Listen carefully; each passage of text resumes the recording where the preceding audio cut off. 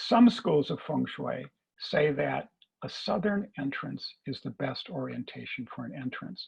And yet we know from Maharishi Vastu architecture, and we see clearly validated in the statistical research which I presented in an earlier webinar, that a southern entrance to a building is objectively, statistically associated with a damaging quality of life, with worse mental health, greater heart problems, less prosperity, and greater rates of burglaries. These things have all been measured statistically and in 3 of those 4 published in peer-reviewed medical journals. So objectively, scientifically, even if we don't have an experimental model that explains why, we know that southern-facing houses are associated with an inferior quality of life.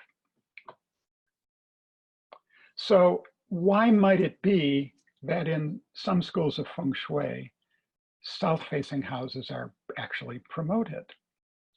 Well, we can associate this with the effect of the passage of time. With the passage of time, knowledge is lost.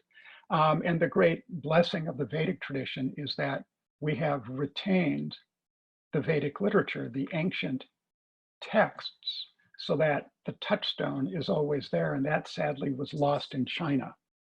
So what are the possible explanations for how in many schools of Feng Shui, the decision was made to favor south entrances?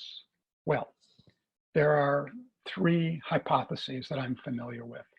One possible explanation is that for much of China's history in the last 1,000 years, its capital has been in Beijing, which is in the north, where it is cold. In fact, the word Beijing means northern capital.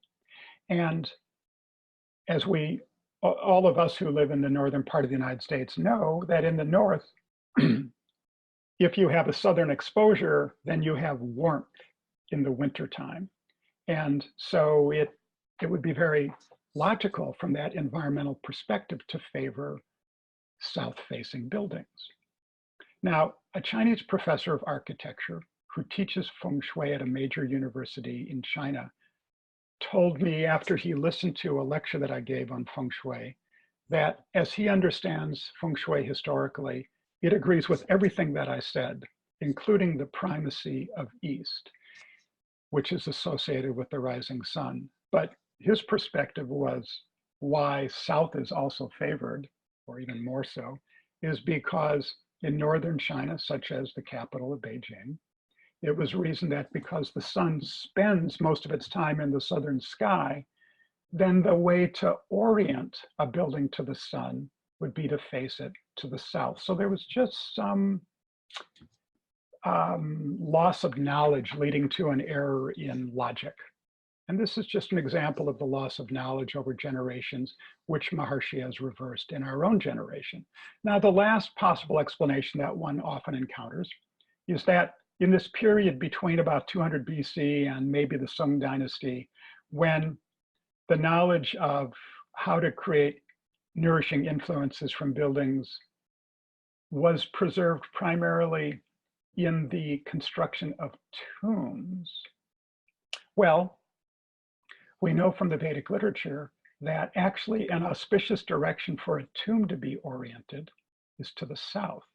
And so it could easily be that in China, that people at a later time who cherished their ancestors, a key element of Chinese culture, may have drawn the erroneous conclusion by looking at many south-facing tombs, that south-facing structures were ideal for all purposes by their ancestors, and that information should be emulated.